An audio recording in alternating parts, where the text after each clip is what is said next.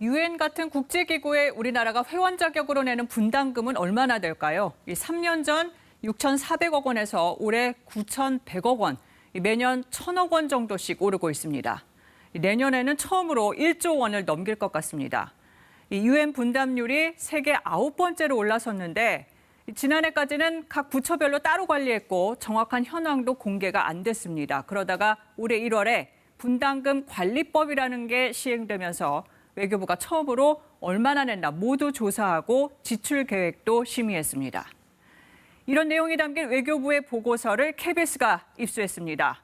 내년 분담금 1조 원의 구체적인 내용, 신지혜 기자의 단독 보도 보시고 조금 더 짚어보겠습니다. 분쟁 지역의 재건과 복구, 또 빈곤과 질병 퇴치. 국제기구는 이처럼 국경 없는 현안을 해결하면서 회원국의 비용 부담을 요구합니다. 외교부가 국회에 제출한 내년도 분담금 납부 계획을 확인해봤습니다.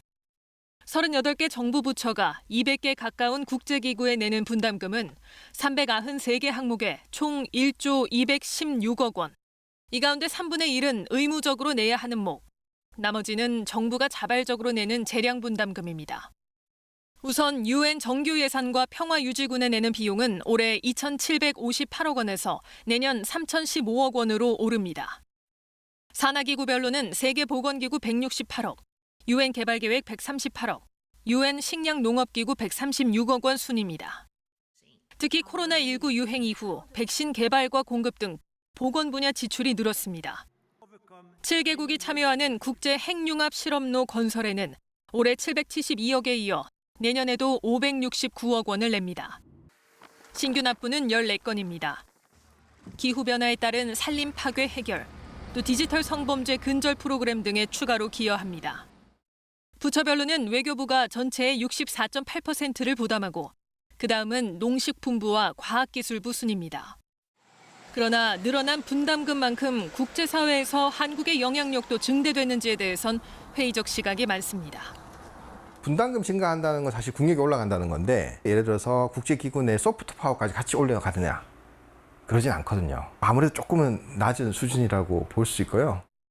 분담금은 경제 규모에 따라 결정되는 만큼 한국 경제가 성장할수록 분담금도 상승할 거로 보입니다. KBS 뉴스 신지혜입니다. 신 기자, 우리나라 분담금 1조 원이 넘습니다. 경제 규모 때문이겠죠? 그렇습니다. 먼저 이런 의무 분담금 같은 경우에는요, 이 유엔이 3년에 한 번씩 국가별 분담률을 결정합니다. 근데 이 기준이 최근 4년 반 동안의 평균 국민소득입니다. 한국의 분담금 순위가 지난해 10위에서 9위로 올랐는데요. 그러니까 말씀하신 것처럼 이건 이제 우리 경제 규모가 커졌다는 뜻이겠죠. 네.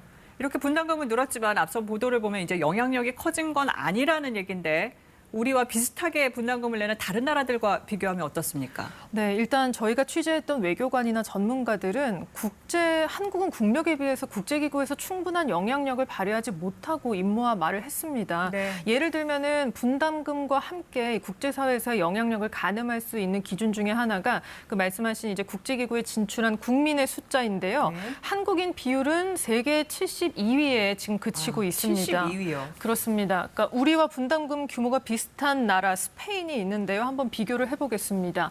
유엔 직원 수를 보면요. 우리와 스페인이 분담금 비율이 비슷한데요. 스페인은 1,700명 이상 근무 중인데 한국인은 530명 정도로 스페인의 3분의 1도 되지 않습니다. 네. 특히 의사결정에 영향을 줄 수 있는 고위급 진출은 이제 더 낮은데요. 국장급 이상 한국인이 그러니까 지금 국제기구 200개 중에 통틀어서 63명에 불과하거든요. 특히 이런 고위직 진출 같은 경우에는 그 분야의 어떤 최고의 전문성뿐만 아니라 출신 국가의 정치적인 지원도 중요하기 때문에 이게 단기간에 진출을 늘리기는 좀 쉽지는 않은 상황입니다. 네. 당장은 어려워도 그럼 좀 전략을 세워서 접근할 필요가 있어 보이는데요.